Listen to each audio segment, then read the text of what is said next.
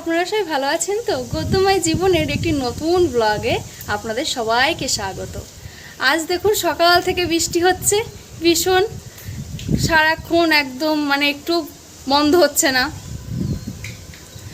দেখা যাক আজকে কি রান্না করব। বৃষ্টির দিন বাজারঘাটেও যেতে পারিনি, দেখি ঘরে যা মাছ আছে তাই দিয়েই রান্না করব। এই যে ফ্রিজ থেকে বের করে নিয়েছি, ফ্রিজে ছিল ট্যাংরা মাছ, দেশি ট্যাংরা, বেশ ভালোই লাগে এই ছোটো সাইজের ট্যাংরা আমার খেতে। এই ট্যাংরা দিয়ে এরম করে আলু কেটে নিয়েছি, আর বেগুন দিয়ে ভেবেছিলাম বেগুন আলু দিয়ে করব, কিন্তু বাবা যেতে পারিনি বৃষ্টির জন্য বেগুন আনতে, তার জন্য ভাবলাম একটু বড়ি দিই, বড়ি দিয়ে আলু দিয়ে ট্যাংরা মাছের ঝোল। বড়িগুলো এবার ধুয়ে নেব। বড়ি ধোয়া হয়ে গেছে, একটু নুন দিয়ে দেবো, একটু হলুদ দিয়ে দেবো, এবার ভালো করে মেখে নেব।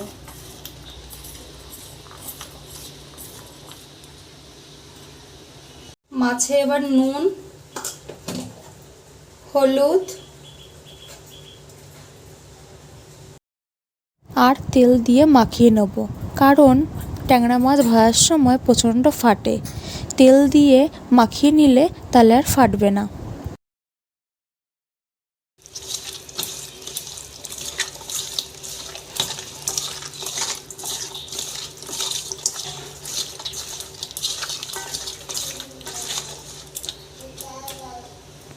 হয়ে গেছে, এবার তেল দিয়ে দেবো।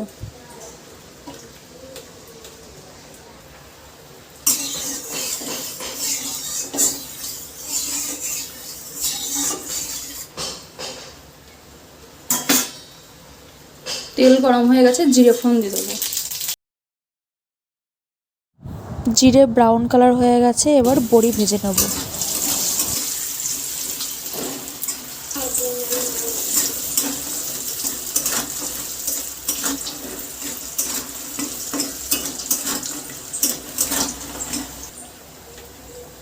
বড়ি লাল করে ভাজা হয়ে গেছে, এবার তুলে নেব।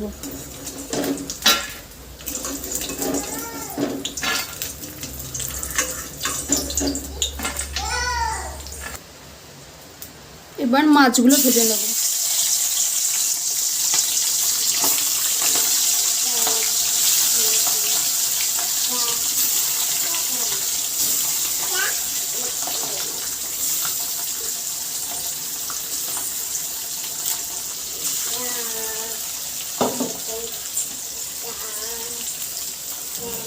এতগুলো মাছ একবারে ভাজা যাবে না, দুবারে ভেজে নেব।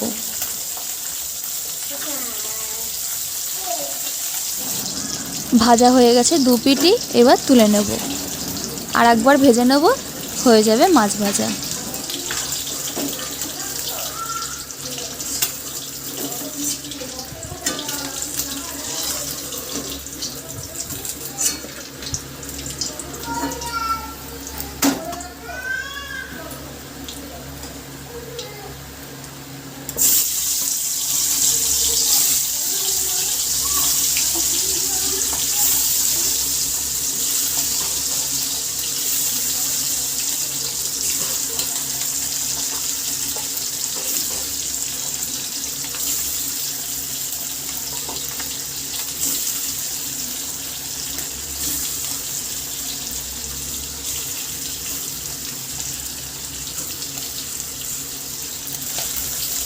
সব মাছ ভাজা হয়ে গেছে, ওই তেলে আলু ভেজে নেব।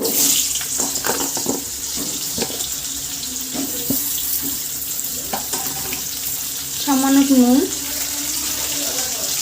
একটু হলুদ দিয়ে ভেজে নেব লাল লাল করে।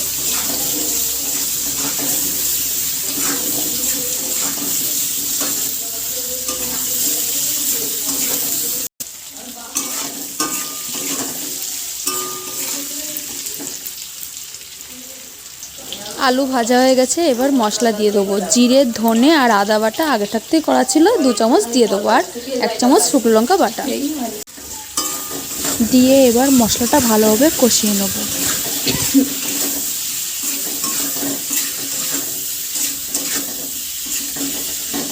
মশলা কষানো হয়ে গেছে, এবার জল দিয়ে দেবো।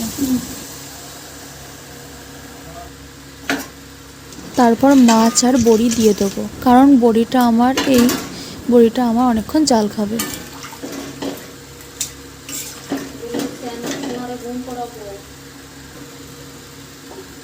তরকারিতে কালারের জন্য হলুদ দিয়ে দেবো, স্বাদ হওয়ার জন্য নুন দিয়ে দেবো, তারপর ভালো করে নেড়ে চেড়ে নেব।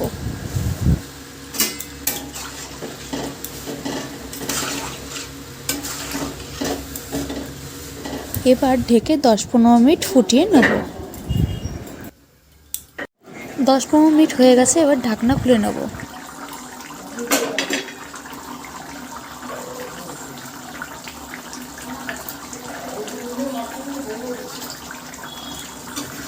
বড়ির মধ্যে গ্রেভি ঢুকে কি সুন্দর ফুলে উঠেছে, আলু সেদ্ধ হয়ে গেছে। এবার গরম মশলা দিয়ে ফুটিয়ে নামিয়ে নেব।